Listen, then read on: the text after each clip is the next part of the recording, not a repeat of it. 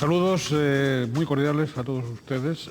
Bienvenidos al programa de Directo al Objetivo y al canal 8 de La Palma, canal pluralista, canal en el que mantenemos este programa de conversación, de debate, con personalidades de la vida pública, de la política, de la economía, de todos aquellos campos que de una manera directa tienen que ver con la sociedad. Queremos saludar, darle la bienvenida y agradecerle la presencia en esta ocasión a don Juan Ramón Hernández Gómez, alcalde de los Llanos de Aridane y diputado autonómico por Coalición Canaria. Don Juan Ramón, bienvenido a Canal 8 de La Palma y bienvenido a este programa de Directo al Objetivo. Muchas gracias a ustedes por recibirme, por darme esta oportunidad y espero que desde esta entrevista, estoy convencido, porque he visto algunas de ellas, pues salgan cosas interesantes que yo creo que es bueno que conozcan los ciudadanos en general. Muy bien, eso esperamos. El interés, desde luego, va a estar no tanto en las preguntas que este aprendiz de periodista puede hacerle a usted, como en las respuestas que usted nos va a hacer. Don Juan Ramón nació hace 49 años en los Llanos de Aridane y está casado, es padre de 3 hijos. ¿Le es fácil a usted, ya de entrada, conciliar la vida familiar y la gestión pública? Hombre, cuando las decisiones se toman en el seno de la familia y se toman por el consenso que te otorga pues la compañera y tus propios hijos, yo creo que se te hace mucho más fácil que no cuando las posiciones no están encontradas. No, afortunadamente no ha sido mi caso. Yo tengo la suerte de decir que conté con ese consenso familiar, pero eso no quiere decir que no tengamos sacrificios y que se tengan situaciones difíciles en el conjunto de la familia en ocasiones, pero que se saben sobrellevar afortunadamente. Son sacrificios compartidos. En todo caso, veo o aprecio que se practica el diálogo en el hogar. Sí, yo creo que sí. Afortunadamente eso ha sido, pues, de alguna forma, un método dentro de la familia y el debate surge. Yo creo que en aquella familia somos políticos todos. Y lo digo desde el punto de vista positivo en cuanto a la discusión sana de cualquier asunto. No hay nada vetado y, por tanto, este tema pues está candente y en el orden del día familiar. Bien, usted cursa y culmina estudios de peritaje mercantil, se especializa en banca y, de hecho, pues usted en este momento es director de banco en excedencia. ¿Qué atractivos veía usted en ese tipo de formación profesional, ¿no? Y sobre todo, después le preguntaré por las experiencias bancarias, pero ¿qué incentivos veía usted ahí? Yo tengo que decir que entré muy joven a trabajar en banca y la verdad es que me apasionó el trabajo y, por otro lado, intenté compatibilizar en momentos de mi vida los estudios con la formación. Si bien no llegué a culminar los estudios de peritaje mercantil, porque precisamente pues ocurrió un acontecimiento importante en mi vida, que fue ni más ni menos que casarme. Me casé muy joven. Siempre he dicho que he sido muy precoz. ¿Cuántos años? Aproximadamente 21 años. O sea que fui un padre precoz. También fui un director de banca precoz con 25 años y, por otro lado, también creo que un alcalde precoz. O sea que, de alguna forma, con 35 años también era alcalde de mi pueblo. Creo que el más joven de la historia de mi pueblo. Y bueno, es de decir que también cursé estudios en el CUNEF, en el Centro Universitario de Estudios Financieros, compatibilizados con el propio trabajo, y siempre despertó en mí esa profesión pues, un atractivo especial.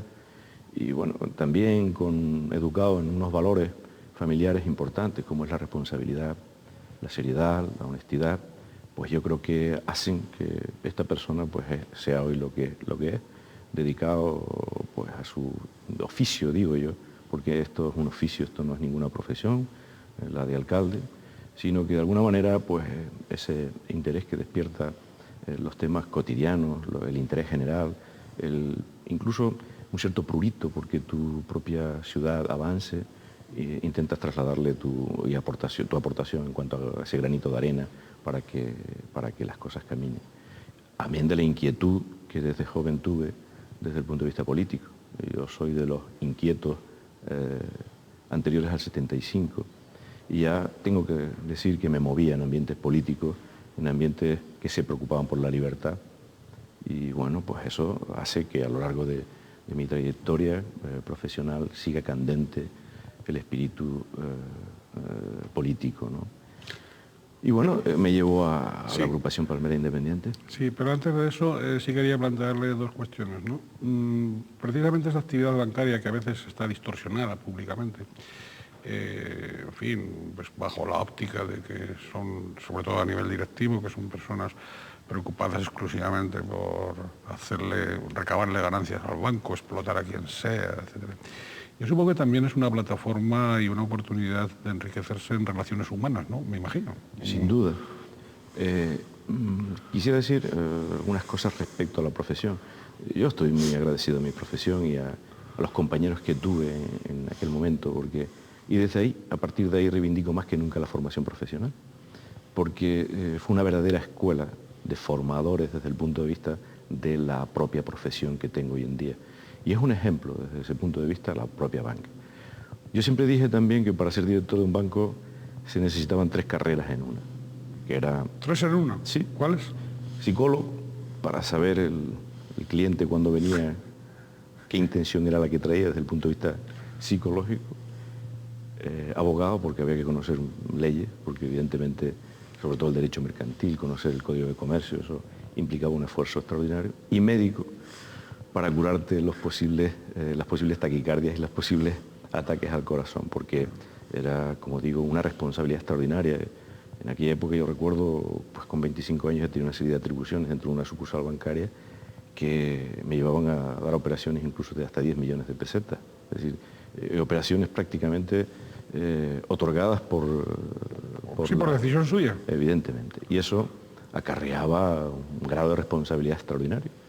Y bueno, pues afortunadamente puedo decir que nunca me falló nadie, que fue una sucursal que creció en un pueblo relativamente pequeño, un pueblo en el cual me inicié, que está pegado al mío de nacimiento, que está Sacorte, y ya luego salté de director adjunto a una sucursal mayor como era Los Llanos de Aridane.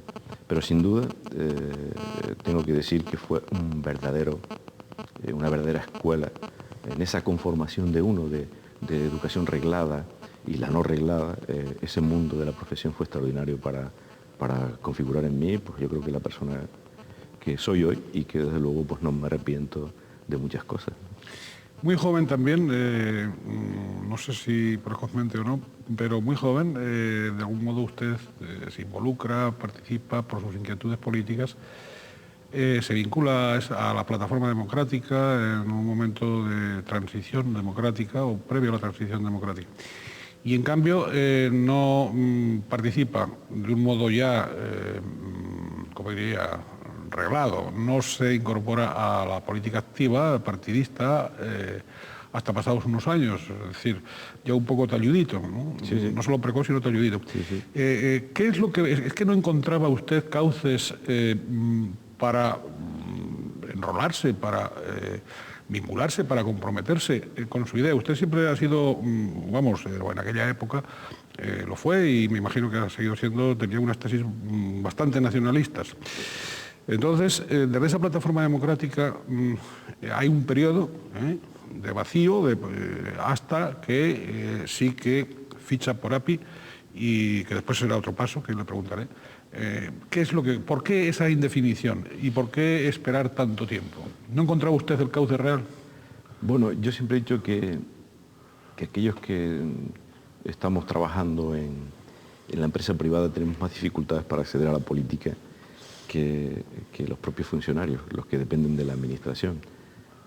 Y cuando uno asume responsabilidades familiares, y además, como antes dije, pues eres un padre precoz y asumes la paternidad responsable, evidentemente piensas mucho más en la familia que en otras cosas. Y pasa o se relega a un segundo plano pues tus aspiraciones, en este caso políticas como las mías. Es cierto que es una verdadera dificultad el trabajar en la empresa privada para acceder a la política, e incluso un propio empresario de la vida privada tiene muchas más dificultades para acceder a la política que cualquier funcionario, ¿no? Eso es conocido por todos. Pero bueno, yo creo que me llegó el momento bueno, y hay un atractivo claro en cuanto a lo que significa para mí pues, la defensa de los intereses de mi tierra, ¿no? Sí, bueno, se incorpora a la agrupación Palmera de Independientes y candidato a la alcaldía de los Llanos de Aridane, es elegido alcalde en 1991, ¿no? ¿Quién lo fichó a usted para API y con qué argumentos lo convenció? Yo, haciendo honor a la verdad, yo creo que hubo muchas personas que influyeron en mí, personas serias, muy serias, que para mí también han sido un referente en la propia vida política y sobre todo algunos aspectos que los determinan algunos pensadores, como es la seriedad, la honradez, la honestidad, y que por otra vía pues tienen el componente, si no del nacionalismo, en aquel caso era el insularismo. Nosotros entendíamos, yo siempre he sido una persona que si no tiene un carácter asambleario, sí he pensado que las soluciones deben partir desde abajo para arriba.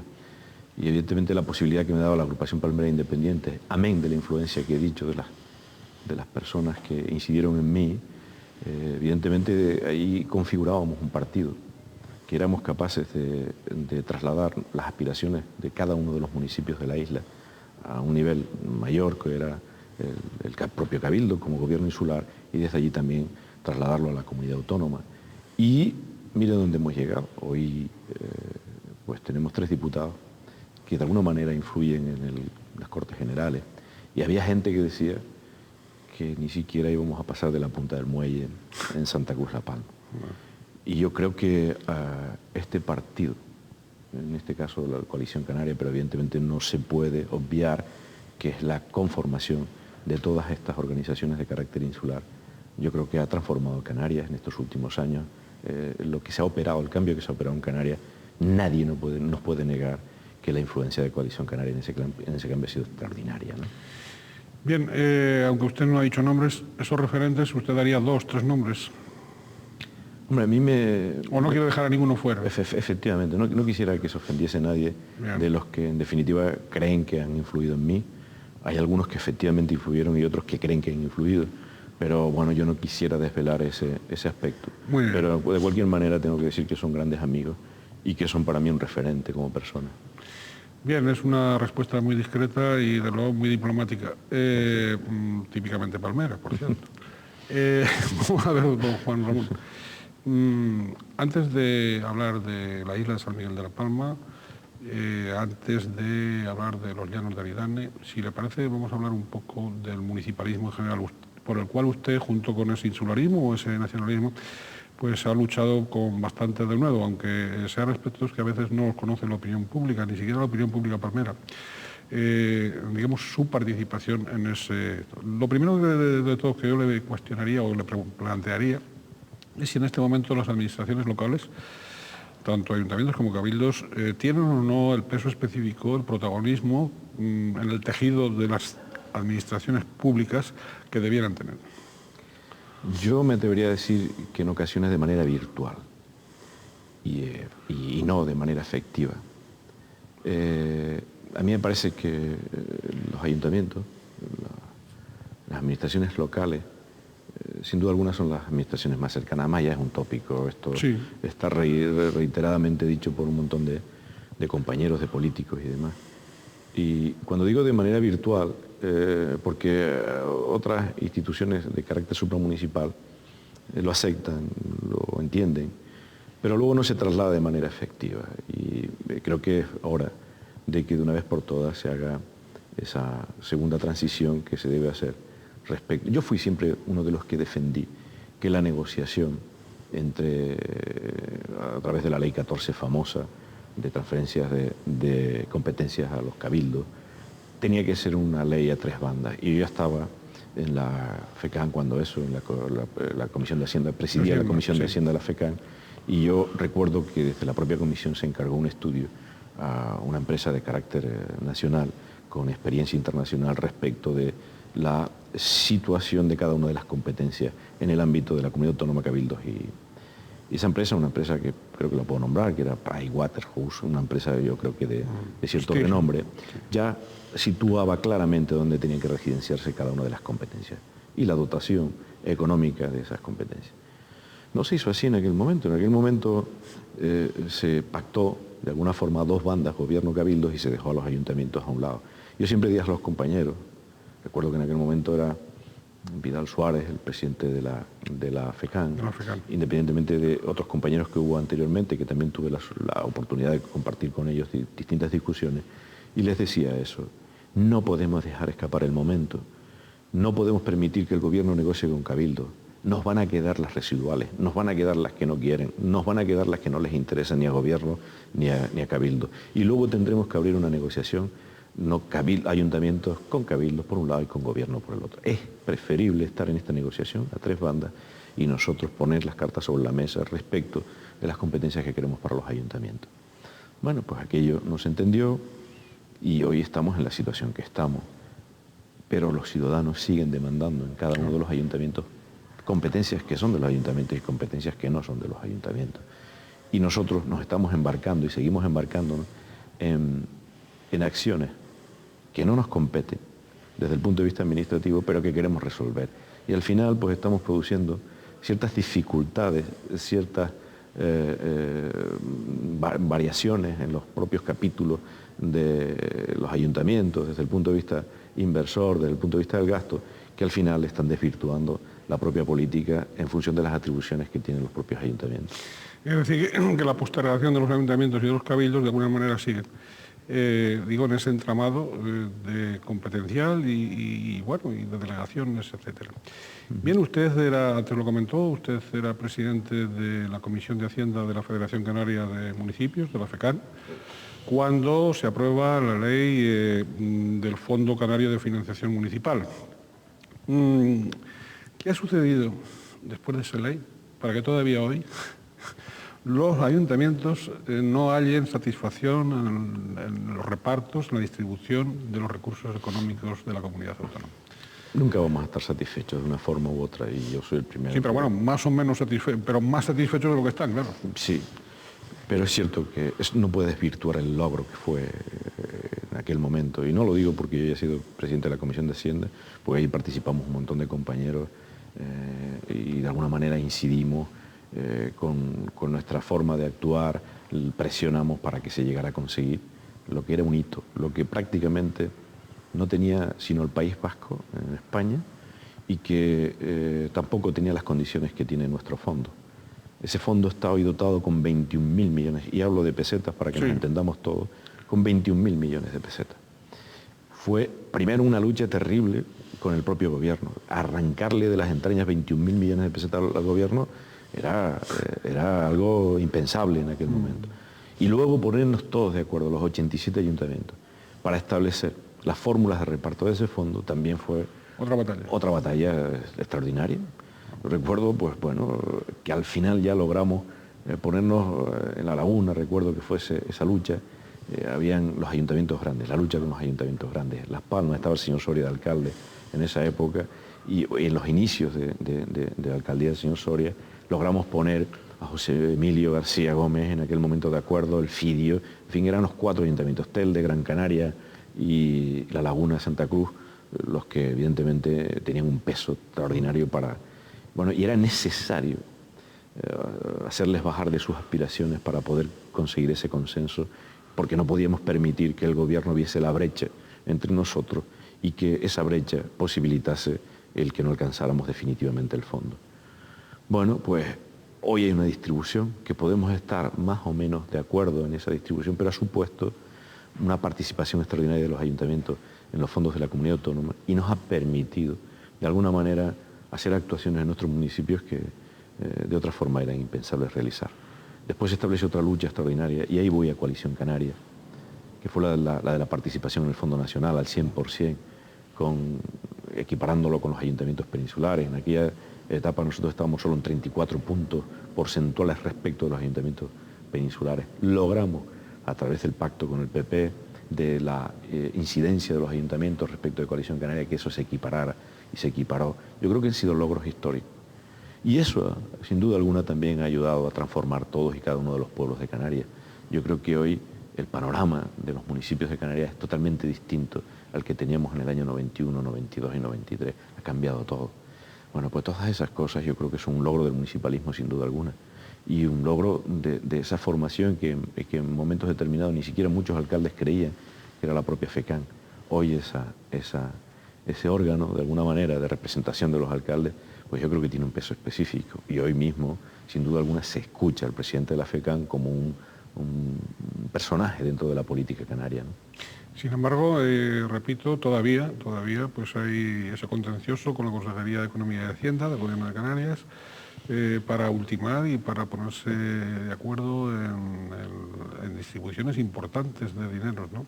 ¿Cuál es la solución a su juicio para llegar? O sea, ¿qué solución cabe a ese contencioso? Yo creo ese que... contencioso actual, quiero decir. Sí, bueno, el contencioso parte más que nada por unas diferencias que se establecen de la propia FECAN en cuanto a la actualización del propio fondo. Pero yo creo que ese es el chocolate del loro. A mi juicio eso no es lo importante. Yo creo que lo importante es, de una vez por todas, negociar con el gobierno cuáles son, y con los cabildos cuáles son nuestras competencias y esas competencias que se doten. Ese es el verdadero problema. Cuando de una vez por todas lleguemos a ese punto en el cual ya nos tranquilicemos todos, sepamos todos claramente cuáles son las competencias de cada uno de las organizaciones o de las instituciones, ayuntamientos, cabildos, y se dote de las partidas correspondientes, yo creo que aquí no hay nada más que decir, porque también tenemos nuestra autonomía respecto del cobro de los servicios. También los ayuntamientos tenemos que mojarnos de vez en cuando. Puede parecer un poco duro enfrentarse a los ciudadanos subiendo impuestos o adaptándonos los costes de los servicios, y parece quizás mejor adoptar la posición victimista, estar reclamándole a otras organizaciones. Yo creo que tenemos instrumentos para regularizar las situaciones, ¿no? Y evidentemente la cultura canaria tiene que cambiar en ese sentido. Hoy en día hay actuaciones que se realizan que incluso precisamente por no agravar más a los ciudadanos a veces se cometen irregularidades, eso hay que admitirlo, por llegar a conseguir cosas que quizás no están en nuestro ámbito de actuación y que una vez referenciados ese marco normativo y trasladados a las competencias donde tienen que estar seguramente se solucionaría. Pero fíjese usted, antes de llegar a la reforma, antes de llegar a la reforma del Estatuto, antes de llegar a la reforma de la Constitución, días pasados, decía el alcalde de La Coruña, o planteaba, y le pedía al gobierno de Rodríguez Zapatero, precisamente primero el pago de atrasos históricos, de deudas históricas a los ayuntamientos y a los cabildos, en cometidos que han realizado sin tenerlos que haber realizado. Es decir, porque ha habido cuestiones en las que se han inhibido, pero ha habido otras que las han hecho sin ser de su competencia. Y sobre todo esa clarificación de funciones, que usted dice. Todas las administraciones, en el caso de Canarias, que son tantas, que tenemos, queramos o no, la administración de la Unión Europea, la tenemos la administración del Estado, tenemos la administración de la llamada comunidad autónoma del gobierno, aunque comunidades autónomas sean todas las... Tenemos la de los cabildos y tenemos la de los ayuntamientos. No todavía, es decir, en los distintos gobiernos que ha habido, socialistas, del PP, etcétera, autonómicos y estatales, no ha habido y sobre todo en el ámbito canario, no ha habido una ley clarificadora de una vez por todas de competencias. Es decir, continúa el mare magnum competencial. Sí. Y eso no hay ni partido ni gobierno que le hinque el diente, sí, que le meta mano. ¿Por qué? Sí, porque hemos confundido los objetivos. A lo mejor estoy equivocado. Yo voy a decir algo que a lo mejor a alguien le resultará un poco extraño. Mire, yo creo que el Estado nos ha engañado, el gobierno del Estado nos ha engañado a todos. Las comunidades autónomas, a los cabildos y a los ayuntamientos. Del 100% del gasto, el 50% lo tiene el gobierno del Estado, el 35% aproximadamente las comunidades autónomas, el 15% de los ayuntamientos. El Estado se ha descentralizado. El Estado ha trasladado un montón de competencias a las comunidades autónomas. Pongo un ejemplo. ¿Cómo es posible que en el gasto social todas las comunidades autónomas españolas tengan un déficit extraordinario en sanidad? ¿Cómo es posible? ¿Qué pasa con los recursos? Es que el Estado no... ¿Alguno lo gestionará bien? Es que después hay otro problema en cuanto a gestión. Es decir, el 70% de la gestión en el tema sanitario está fuera de las manos de las propias autoridades. Está en manos de los gestores de la sanidad, que son médicos, que son directores de hospitales, que son farmacias, hay un montón de temas. Pero ¿cómo es posible? Que me lo expliquen. Que todas las comunidades autónomas españolas, todas, tengan un déficit extraordinario en sanidad. ¿Qué está pasando? Pues que el Estado se está quedando con recursos que tienen que venir a las comunidades autónomas. Y lo mismo ocurre con educación. Entonces, estamos confundiendo el objetivo. Al Estado hay que decirle, mire usted, ahora mismo se acaba de crear el Ministerio de Vivienda. ¿Qué objeto tiene la creación del Ministerio de Vivienda? Cuando el que no tiene ninguna competencia, cuando todas las competencias están trasladadas a las comunidades autónomas.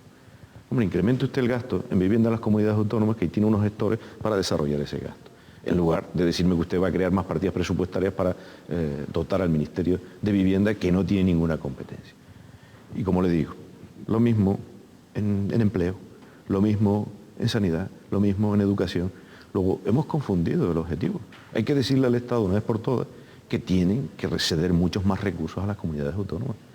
Y a partir de ahí yo creo que las cosas se empezarán a compensar. Y lo mismo nos ocurre a nosotros con los cabildos y lo mismo nos ocurre con las comunidades autónomas.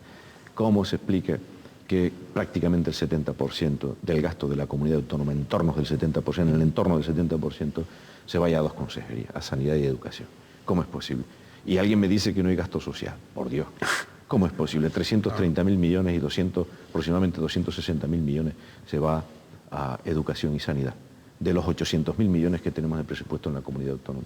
Si le añadimos servicios sociales, empleo y demás, que son aproximadamente pues, otros 70.000 millones, ¿qué nos queda para hacer carreteras? ¿Qué nos queda para hacer obras hidráulicas? Bueno, yo creo que está claro, las cuentas están claras. Que queramos acometer y trasladar la responsabilidad quien la tiene, pues eso ya es otra cosa. Bien, además de miembro de la ejecutiva de la Federación Canaria de Municipios, también ha pertenecido usted a la Comisión de Consumo de la Federación Española de Municipios y Provincias, ¿no? ¿Qué logros y qué experiencias obtuvo a su paso por la FEM, ¿no? En este caso?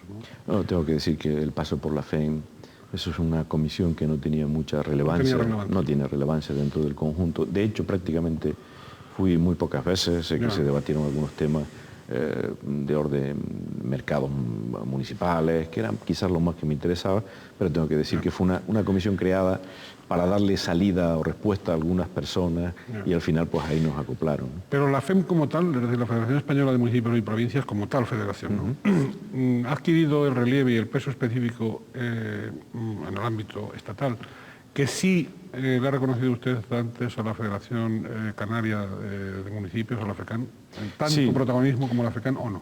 Bueno, quizás, hombre, la Federación Española se escucha sin duda alguna y le interesa a los gobiernos de turno, sin duda alguna, pero quizás ser tan poco operativa, porque es una organización masificada, una organización que casi tiene pues 6.000 y pico, aunque sean 8.000 ayuntamientos, hay otras federaciones que no están incluidas dentro de la Federación Española de la FEM, como es la propia Federación Vasca, en fin.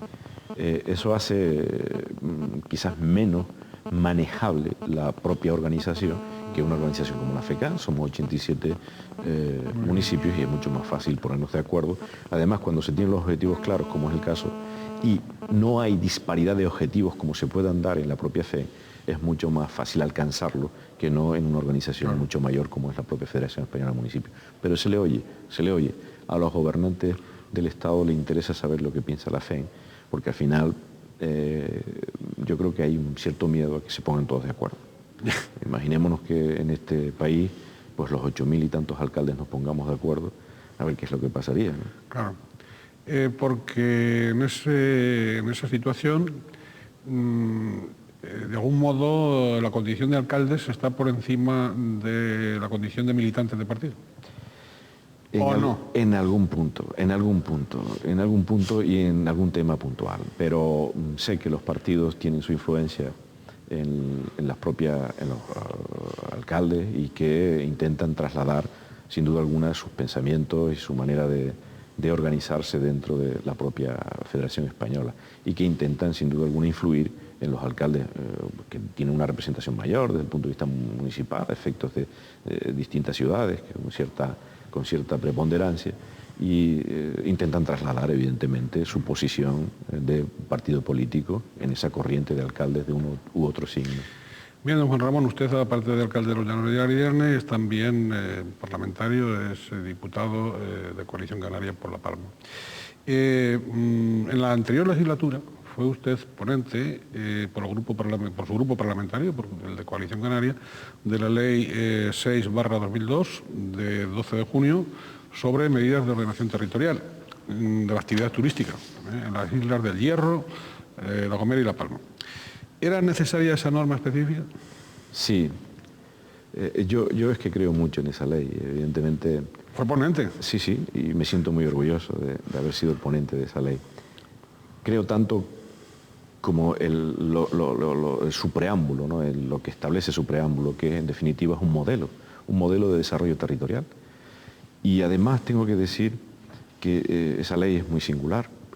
Por primera vez, aparte de una ley específica, que no estoy seguro si fue por allá por el año 96, 97, se promulgó en Canarias, era la ley del Rincón en la Orotava. Es la primera vez que para unas islas se legisla de manera diferente. Yo siempre he dicho que Canarias tiene sus peculiaridades y sus singularidades, y si no es un territorio continuo, y ese es el argumento que nosotros trasladamos a veces a otras situaciones de poder, otros estadios en cuanto a la administración del Estado, en cuanto a la propia Europa, tenemos que ser conscientes y reconocerlo, evidentemente, si es que ese es el argumento que utilizamos, porque se está produciendo. Luego, también lo he dicho muchas veces en el grupo parlamentario, Canarias tiene 7 crisoles, 7 maneras de pensar. Yo me atrevería a decir que 7 culturas, aunque evidentemente estemos entrelazados por otras razones y por otras circunstancias. Pero yo creo que no es lo mismo legislar para La Palma, La Gomera y el Hierro que para Lanzarote de Fuerteventura y Las Palmas de Gran Canaria. Porque son territorios distintos, porque tienen culturas distintas, porque unos proceden de una cultura agrícola y que no tienen tantas aspiraciones dentro de un sector como puede ser el sector servicio, y concretamente su sector turístico, y otros tengan más vocación agrícola, y eso hay que defenderlo. Por tanto, en el momento en el que nos encontrábamos, promulgar una ley para una isla como La Palma, que se quiere desarrollar de manera distinta al resto de las islas, intentando compatibilizar nuestros desarrollos tradicionales, como es la agricultura o el sector primario, con otro sector en auge y además diferenciado de cómo se ha desarrollado en el resto de las islas, era necesario plasmarla en una ley. Y esa ley, evidentemente, nos está llevando a instrumentos... Eso es lo que iba a preguntar, si se está cumpliendo y se va a cumplir en la isla de San Miguel de la Palma y en el municipio de Los Llanos de Aridane. Sí, de hecho, los instrumentos de desarrollo de esa ley están en este momento en aprobación. Hay una aprobación inicial del Plan Territorial Especial, que es el instrumento que desarrolla... El Plan Territorial también le voy a preguntar ahora. Ese Plan Territorial va a desarrollar la ley de la isla de La Palma e intenta conjugar desarrollos convencionales en zonas convencionales con otro tipo de desarrollos turísticos asociados a la agricultura, a la medianía, asociados al paisaje, asociados a de alguna forma lo que significa la propia geografía insular y la cultura insular, intentando que ese motor de desarrollo también nos haga avanzar en la agricultura. Yo soy de los que digo que La Palma, en un futuro no muy lejano, yo creo que en los 15, 20 próximos años, tiene que estar cultivando toda su producción en términos biológicos. Creo que tenemos las características extraordinarias, dimensionales, orográficas, climáticas, para desarrollarnos biológicamente desde el punto de vista agrícola, compatibilizándolo con el turismo. Y eso es una singularidad, y así nos tendremos que vender en el mercado. Por tanto, esa ley nos va a dar esa posibilidad. Sí, habla de futuro, de la agricultura. Precisamente yo quería preguntarle sobre cómo analizaría hoy el hoy de la agricultura palmera y de los llanos, ¿no? Y de un modo específico, ¿qué porvenir le augura al plátano? Bueno, pero primero es el hoy, sí, claro. Empiezo por el final. Claro. Yo soy de los que cree que si somos capaces de organizarnos empresarialmente, el plátano tendría mucho futuro. Y cuando digo organizarnos, es adaptarnos a las corrientes del mercado, adaptarnos a las circunstancias de esa tan llamada globalización, pero que intenta trasladar a una economía de escala nuestras producciones y nuestro comercio. No podemos seguir enfrentándonos a grandes cadenas multinacionales, a grandes superficies, que en este momento están agrupadas en 5 o 6, comprándonos toda nuestra producción, y nosotros seguir siendo los mismos que antaño estábamos vendiendo, o más. Porque juegan con nosotros, porque como digo, no estamos en una economía de escalas que nos impide negociar, de tú a tú con esas grandes cadenas.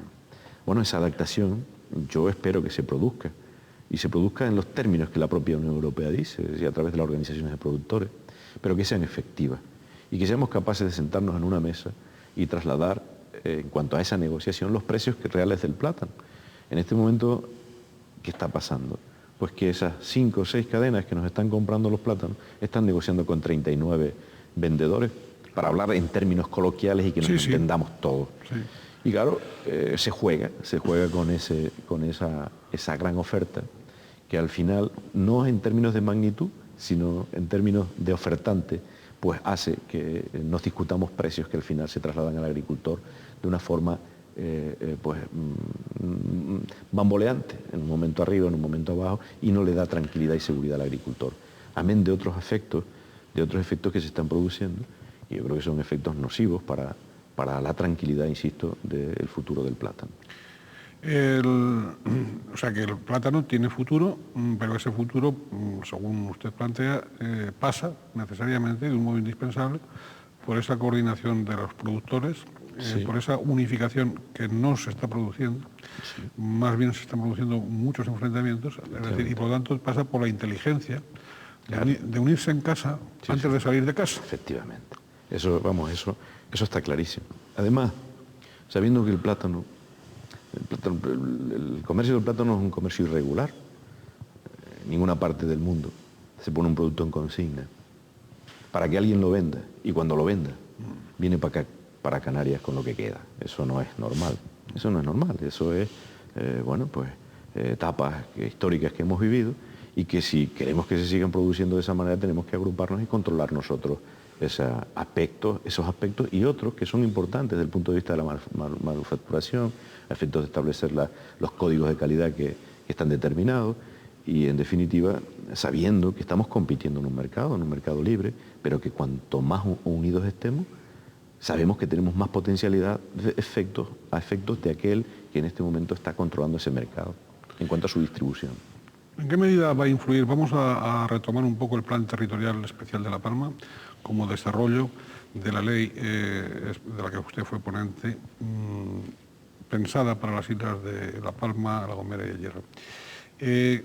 Preguntaba en qué medida va a influir en el suelo palmero y en el de los llanos concretamente. ¿Qué filosofía sobre el suelo va a amparar ese plan? Y se va a ejecutar, claro. Bien. Vamos a ver. Digamos que es un sector económico emergente en la isla de La Palma, el desarrollo turístico. Todavía no significamos dentro del contexto autonómico pues, mucho más allá del 3 o 4% del PIB canario, ¿no? Es decir, es insignificante. ¿Sabes? Bien, pero hay una filosofía, a mi juicio, de base. Nosotros tenemos que buscar la fórmula de que nuestra gente se incorpore a ese desarrollo emergente. Y siendo pragmático, nuestra gente, muy poca, se podría inmiscuir dentro de ese desarrollo cuando hablamos de cifras en cuanto a inversión astronómica, como sabemos las que se manejan en el resto del territorio canario. Cuando hablamos de 4, 5, 6, 7 mil millones de pesetas, difícilmente nuestra gente se podía acercar a esas inversiones. La ley permitirá a través del desarrollo, de su desarrollo, a través del plan territorial, que nuestra gente pueda acceder a instalaciones mucho más moduladas desde el punto de vista de la inversión y del tamaño. Que además es una demanda en cuanto a la propia isla y a las características de la isla. Vamos a poder hacer hotelitos de 80 o 100 camas, 40, 50, que están mucho más al alcance de nuestras inversiones, de nuestra gente, y que además coincide que son agricultores, que son gente que están en el sector, y que de una manera inducida vamos a trasladar esa innovación que antes decía en el sector primario. Si somos capaces de permitir que un agricultor con X fanegadas de terreno, con una inversión razonable de 200, 300, 400 millones, haga un hotelito de 30, 40 camas en una finca en suelo de medianía, seguramente ese agricultor intentará también avanzar desde el punto de vista del desarrollo agrícola. Intentará cultivar unos plátanos que estén al alcance de ese segmento europeo que está demandando hoy un producto de calidad, un producto marcado por ese tratamiento biológico de su producción, y que por tanto estamos avanzando en dos desarrollos que yo creo que nos van a situar como punta de lanza del territorio canario, combinando aspectos que yo creo que van a influir de una forma extraordinaria en las economías familiares de la isla de La Palma. De manera territorial, yo creo que el desarrollo del plan va a impedir masificaciones, va a través de unas fórmulas que ya se establecen, no solo intrínsecamente respecto del número de camas en función de las necesidades territoriales, de las necesidades de extensión territorial, el famoso 5P2, sino también las distancias entre actuaciones. Amén también de posibilitar, en algunos casos, que ya se está produciendo, y aflorar algunas actuaciones de carácter familiar también, de desarrollos turísticos en casas de vacaciones, que han producido de alguna forma pues, unos ingresos considerables para la isla de La Palma y que ha sido un complemento de renta familiar y ha permitido que no solo se incrementen esas rentas como consecuencia de los ingresos que generan intrínsecamente, sino también que palíen una situación coyuntural de bajada de los precios del plátano. Don Juan Ramón, el consistorio de Los Llanos, que usted preside como alcalde, ¿cómo responde a las demandas vecinales? Yo le voy a poner tres. Vamos a empezar por empleo, después le voy a preguntar por sanidad y después por vivienda. Vamos por el empleo. ¿Cómo responde a las demandas vecinales en empleo? Bueno, Los Llanos de Aridane ha sido un pueblo históricamente agrícola y también recuerdo allá por el año 91 cuando ya me subí, la primera vez que me subí en la Plaza de España a dar el primer meeting, que decía que nosotros teníamos la obligación de diversificar nuestra economía como municipio, de intentar incidir en distintos sectores a efectos de correr menos riesgo y a efectos de dinamizarla y a efectos de crear empleo. Ya sabíamos que la agricultura en aquel momento, precisamente por la tecnificación, la mecanización de las propias fincas, estaba siendo en aquel momento un productor de mano de obra en excedencia, vamos, en paro, porque recuerdo que bueno, se empleaba un trabajador por cada fanegas de plátanos que decíamos ahí, y ahora pues ya cada trabajador se ocupa de casi 4 fanegas de plátanos. Por tanto, era incapaz de absorber manos de obra. Bueno, pues entonces ya incidíamos en que era necesario desarrollar el turismo, pero también el comercio, que jugaba un papel fundamental en lo que era la ciudad de Los Llanos de Aridane como elemento que quizás se irradia el resto de los municipios, o se irradia el resto de los municipios por su configuración, y porque era cabecera de comarca, porque es partido judicial y porque tenemos grandes posibilidades. Bueno, pues nosotros incidimos con una serie de desarrollos singulares que hoy yo creo que podemos decir que estamos, pues si no a la cabeza, que creo que sí, por no establecer comparaciones, en un punto muy importante dentro de la isla desde el punto de vista de desarrollo comercial. Y ese comercio hoy está raspando en cuanto a empleos cerca de los 4.000 empleos, una ciudad de 20.000 habitantes, que yo creo que es mucho decir. Un porcentaje estimable. Estimable. Tenemos casi 1.881, hasta el día de ayer, si mal no recuerdo, 1.881 altas en el impuesto a actividades económicas. Para un municipio de 20.000 habitantes yo creo que es considerable. Y eso va generando, a su vez, pues otro tipo de actuaciones o de corrientes que pues al final nos estamos convirtiendo y somos en este momento la ciudad más poblada de la isla de La Palma, con 22.000 habitantes, insisto, ¿no? Y también, ¿por encima de Santa Cruz? Sí, vamos, no quiero entrar, pero creo que estamos por encima. Consta que no trato de polemizar, de incitarle a ustedes a la polémica. No, ni es mi interés. Yo siempre diré que Santa Cruz de La Palma es la capital de la isla. No, y un poquito Los Llanos también. No, yo creo que... De hecho. Santa Cruz de La Palma es una ciudad siempre... ¿Económicamente? Bueno, tiene una actividad, quizás es una ciudad más moderna, Los Llanos de Aridane, con unas posibilidades extraordinarias de futuro. La gente entiende que, bueno, que esas posibilidades se están plasmando y bueno, pues ahí hay inversiones y se trasladan. Pero de todas formas digo que nosotros siempre nos hemos brindado de alguna manera contribuir al desarrollo de la isla de La Palma. Yo siempre digo que no podemos ir a sacar petróleo donde no hay. Y yo creo que cuando se oculta en economía los nichos de esa propia economía, hay que explotarlo, porque evidentemente no se pueden dejar al margen cuando tenemos necesidad de empleo y de generar esas actividades. Y la construcción también ha jugado un papel fundamental. Y eso se ha resuelto a base de insuflarle infraestructuras al municipio. Nos hemos gastado muchos miles de millones de pesetas en dotar a la ciudad de infraestructuras básicas, que han posibilitado un desarrollo urbanístico considerable, pues casi construyendo en los últimos 5, 6, 7 años a un nivel de 500 unidades de vivienda por año, que, bueno, que han hecho que como sector o su sector atraigan mucha mano de obra, de empleo, genere riqueza y, bueno, en esas circunstancias nos hemos ido desarrollando afortunadamente en los últimos años. Ahora tenemos más cosas de futuro que seguramente hemos de seguir hablando. ¿Sanidad? Bueno, ¿Parecen ustedes las listas de espera que se parecen en Tenerife y que se parecen en otros lugares? ¿No? Sanidad siempre nos estaremos quejando. Yo tengo la experiencia del año 91, cuando estaba vigente el famoso Insalud, y cuando recuerdo en el año 92 me venía a pedir la delegada del Insalud en La Palma al Ayuntamiento de los Llanos de Ariane que un centro de salud que teníamos allí contribuyésemos para poder tapar las humedades que el centro tenía y que le pusiésemos una capa asfáltica para impedir que se mojara el centro de salud en los Llanos, que, como digo, no es ni la mitad de lo que hoy es el centro de salud. Y recuerdo también las condiciones del año 94 y 95 del dichoso hospital Isla de las Nieves en Santa Cruz de La Palma. Y hoy comparamos las instalaciones que tenemos, las dotaciones que tenemos, y prácticamente con la misma población, porque la isla de La Palma no ha variado en términos de población. Estamos casi en los mismos habitantes que teníamos en el año 91, 92, 93. Pero los llanos no, los llanos... No, los llanos ha aumentado considerablemente, pero entiendo que ha sido, por un lado, a costa de otros municipios y, por otro lado, también de cierta inmigración como consecuencia de esos nichos de empleo que ha habido y que pues, se basaban en la construcción y que, desde luego, es un reclamo, ¿no?, para poblaciones foráneas. En ese flujo migratorio también hay que incluir a palmeros que retornan de Venezuela, sobre todo, ¿o no? Sí, también. Nosotros tenemos ya una ¿Cómo colonia. se les acoge en los llanos?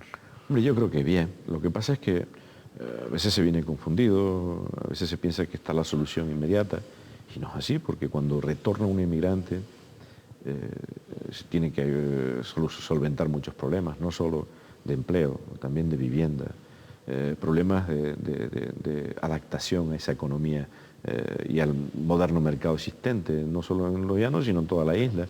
Y bueno, pues se piensa que pues, se llega aquí, ya se tiene una vivienda, se tiene un puesto de trabajo, y no es tan fácil, ¿no? Y a veces pues se van a sectores que incluso pues no están muy bien pagados, pero que tienen que acceder, y que también, por mor de las circunstancias de los palmeros, de los canarios en general, siempre hago una comparación. Nosotros en los años 70, 60, éramos emigrantes y nos íbamos a hacer trabajo a Europa, que no querían hacer los europeos. Ahora nosotros estamos en ese estatus, y ya los canarios, ese estatus nos impide hacer ciertos trabajos, y por eso se justifica en parte esa inmigración que tenemos, ya no solo de los venezolanos, sino nosotros tenemos colombianos, bolivianos, ecuatorianos, tenemos de muchos países. Por cierto, tanto en los llanos como en la comarca de los llanos, de la que los llanos es cabeza, ¿hay también inmigrantes sin papeles, irregulares? Sí, también los hay. ¿Y usted cómo ve ese reglamento nuevo que trata de poner en marcha el Gobierno del Estado de regularizar las situaciones? A la que se lo pone el PP, por cierto. Yo creo que nosotros no podemos obviar la necesidad que tenemos de mano de obra en todo el territorio de España. Y en parte porque los propios españoles no quieren hacer esos trabajos, insisto, y alguien los tendrá que hacer. Estamos en esas condiciones, en esa situación que antes decía de los años 60, 70, cuando nosotros nos íbamos a Inglaterra, a Holanda, a Alemania, a Francia, a muchos países, a hacer trabajos que no se querían hacer en esos países, o no se hacían, precisamente por el estatus económico, el nivel de vida, el nivel de rentas que habían llegado los pobladores de esos países. Pues en esa situación estamos. Y esto, es decir, lo que no se va a parar la economía porque no haya mano de obra. Es decir, la mano de obra tendrá que venir de cualquier sitio. Bien. Entonces, la regularización, sí, yo estoy por la vía de la regularización, pero una regularización que nos traiga gente de alguna forma perfectamente reglamentada en sus países de origen y con concordatos específicos con nuestro país. Bien, se nos va acabando el tiempo, pero hay cuestiones que me parecen indispensables y vamos, aunque sea muy brevemente, vamos a tocarlas, ¿no? Promoción cultural en los llanos.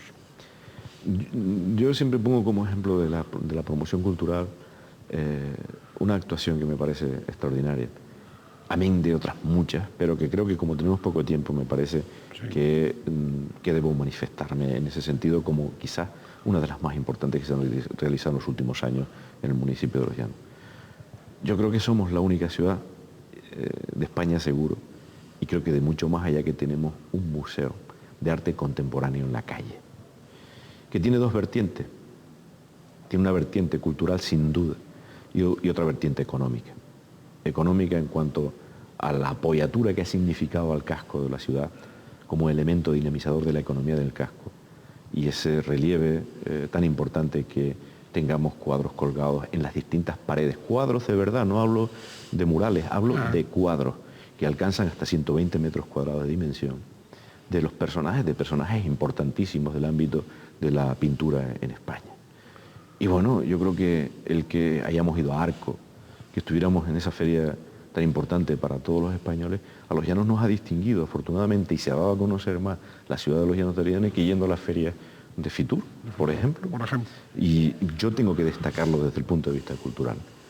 Nosotros no paramos de hacer acciones culturales de una índole u otra. Tenemos una concejala de cultura que se menea de una forma extraordinaria en ese ámbito, y que a veces no se reconoce la labor, porque siempre digo que las acciones que de alguna forma se perennizan, de alguna forma quedan ahí para el resto de la vida, pues siempre tendrá un autor, siempre tendrá algo marcado. Las acciones culturales en la mayor de las veces no se perennizan, no tienen una constancia, sino en la receptividad de las personas. Y esa sensibilidad, que es la que intentamos alcanzar y llegar a cada uno de ellos, esperemos que lo hayamos conseguido con esa acción específica del Museo de Arte Contemporáneo. Bien, aunque sea mínimamente, infraestructuras, en este caso concreto, vía de circunvalación y parque de Puerto Naos. Sí, en este momento se están haciendo inversiones en el municipio de Los Llanos de Arrianes para infraestructuras de todo orden, cultural, educativa, viarias. Puede ser el Centro de Discapacitados Insular en Triana, el Museo Arqueológico en la calle Las Adelfas, el Centro de Profesores y la Escuela Oficial de Idiomas en la que Eusebio Barreto, la circunvalación que se iniciará en breve. Estoy hablando de inversiones alrededor de los 5.000 millones de pesetas. Estamos planteando ya una inversión en lo que es la regeneración y la estabilización de la playa de Puerto Naos, y por otro lado un proyecto mucho más ambicioso como es el Parque Marítimo de Puerto Naos, una infraestructura básica para el desarrollo turístico del municipio y de la isla de La Palma. Es la apoyatura al sector para de alguna manera también diversificar las zonas de ocio que sean dinamizadoras de esa implantación. Bien, ¿cómo está el estado económico y la transparencia de las arcas municipales? Yo siempre digo que... ¿Está muy endrogado o no? No, yo siempre digo que la oposición, en cuanto a transparencia, digo siempre que la oposición conoce con 3 horas de diferencia o 4 horas de diferencia lo que conozco yo o lo que conoce el grupo de gobierno. ¿Pero por qué? ¿Porque se lo filtra, porque usted se lo facilita o porque lo filtra? Yo creo que tienen las puertas abiertas para preguntar en la intervención del ayuntamiento cuál es la situación y, por tanto, y los estados de ejecución del presupuesto en la misma medida que yo. Por tanto, ellos son conocedores de la situación. Y eso yo creo que es un elemento de referencia a efectos de saber hasta qué punto hay transparencia o no en la gestión municipal. En lo que respecta a la cuestión económica siempre me ha preocupado mucho.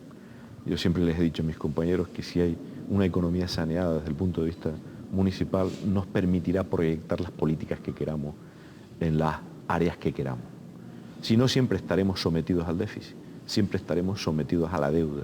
Y eso no creo que sea aconsejable, ni para una casa de familia ni para un ayuntamiento. Esa es la primera premisa que se establece en el debate cada vez que nos sentamos los compañeros del grupo de gobierno a tomar decisiones. Siempre hay que tener presente las posibilidades y en función de los ingresos hacer los gastos. Eso sí, priorizando siempre también cada una de las necesidades del municipio, poniendo siempre por delante el interés general, que tiene que ser de alguna manera la guía de toda nuestra gestión. Sí, yo supongo que estará a favor de compensar la doble insularidad en el caso de la isla de La Palma. Sí, sin duda es un grave problema para las islas menores. Tenemos dificultades gordas y a veces lo digo claramente, ¿sí? ¿Por qué un palmero tiene que estar pagando los gastos de sus hijos universitarios 2 veces? Porque tenemos que tener una casa en Los Llanos y otra casa en La Laguna. Eso sucede solo en las islas menores. Lo digo de un palmero, lo digo de un derreño. Y eso yo creo que no se nos compensa de ninguna forma. O porque un kilo de hierro para construir una casa nos vale casi un 30% más en la isla de La Palma que en la isla de Tenerife. O porque una bolsa de cemento nos cuesta pues un 20 y tantos % más que en la propia isla de Tenerife. Donde se contempla esa diferencia, efectos de ¿acaso nosotros pagamos menos en la declaración de la renta? Pagamos igual. Y eso no se contempla, esa doble insularidad no se contempla en ninguno de los capítulos presupuestarios ni de la comunidad autónoma ni del Estado. Por tanto, es necesario, de una vez por todas, para ponernos en el plano de igualdad y poder avanzar, porque se nos pide desde el propio gobierno que desarrollemos las islas, que caminemos con las islas, pero no entendemos que no haya ayudas de ese carácter que permitan que los palmeros nos pongamos en un plano de igualdad respecto de los chicharreros o de los gran canarios o de los chicharreros o gran canarios sobre todo. Porque Muy bien, ocurre lo mismo. Juan Ramón, se nos ha ido el tiempo y me quedan cantidad de cosas por preguntarle, de manera que bien, en el futuro tendremos que volver a molestarle, tendremos que volver a invitarle a usted para que ante estas cámaras pues sostener otra conversación donde agotemos por lo menos temas fundamentales que tenemos que dejar fuera por razón del tiempo. Pero claro, usted es alto cargo dentro de Coalición Canaria, usted es vicepresidente de Coalición Canaria en La Palma y usted es asimismo miembro de la Comisión Ejecutiva Nacional del Consejo Político. Bueno, y en esa calidad representativa tendría que, mínimamente tendría que preguntarle a usted cómo van los contenciosos con el Partido Popular en la isla, en la capital de la isla, y si está o no por la ruptura del pacto con el PP en la gobernabilidad de Canarias, ¿no? Bueno, respecto a La Palma, yo siempre digo que procuro no pronunciarme y lo digo el por qué. No creo que sea conveniente, ostentando en este momento la condición de alcalde de otra ciudad de la isla de La Palma, que yo me inmiscuye en los asuntos de Santa Cruz La Palma, en este caso, una ciudad hermana de los Llanos de Ariana y que creo que son los compañeros del comité local, independientemente de que yo en la ejecutiva del partido pues pueda dar mi opinión, pero que de alguna forma creo que no se debe tener tanto en cuenta, porque a lo mejor pues puede tener alguna influencia el tema de la localidad, del localismo respecto a otra ciudad hermana, como digo. Por tanto, yo no, en ese aspecto nunca me he manifestado. Creo que y los compañeros así lo entienden y lo ven bien. Y respecto del pacto de gobierno con el Partido Popular en Canarias, a mí me parece que en esto hay que ser prudente. Yo creo que son cuestiones que competen evidentemente al presidente del gobierno, sin duda alguna, y que hay que pensar siempre en Canarias. Nosotros hemos nacido con la vocación de la defensa de los intereses de Canarias, y si en este momento los intereses de Canarias aconsejan no romper con el Partido Popular, yo creo que hay que defender eso. Si más adelante los intereses de Canarias aconsejan romper con el Partido Popular, pues habrá que romper con el Partido Popular. Pero yo no veo nada en este momento, en este mismo momento, que aconsejen romper con el Partido Popular. Muy bien, ha sido más claro que con la anterior respuesta, pero sigue en esa filosofía que no se lo reprocho, en esa filosofía de la discreción y el palmero. Sí, estilo palmero, estilo diplomático, estilo palmero. Podría aprender el señor Moratinos con lo de golpe de Estado y esas cosas de usted y de usted, de los palmeros. Don Juan Ramón, muchísimas gracias. ¿Usted quiere agregar algo? No, yo solo agradecer esta posibilidad que se me ha dado del Canal 8, agradecer al entrevistador, sobre todo la gran información que tiene de mi municipio y de la isla de La Palma, me parece un palmero más, y bueno, y ponerme a la disposición de ustedes para cuando así lo estimen conveniente. Bien, pues muchísimas gracias al alcalde, a don Juan Ramón Hernández Gómez, alcalde de los Llanos de Aridane y diputado de Coalición Canaria por la isla de San Miguel de la Palma. Nos despedimos de todos ustedes hasta una... Recuerden que este Canal 8 es un canal pluralista. Aquí invitamos a todo tipo, iba a decir, de cualquier ideología. Pues claro que sí, por eso del canal pluralista. Y les agradecemos a todos ustedes. ¿Por qué? Pues porque la sociedad es así de plural, nuestra sociedad isleña es así de plural y tenemos que ser respetuosos con ella. Les deseo, como siempre, que sean ustedes felices en la medida de lo posible y nos tienen a su disposición, quedamos a la orden de la isla de San Miguel de la Palma, es decir, de los habitantes de todos los palmeros, de todas las clases sociales, de todas las ideologías y de todos los colores. Muchas gracias y hasta una próxima vez.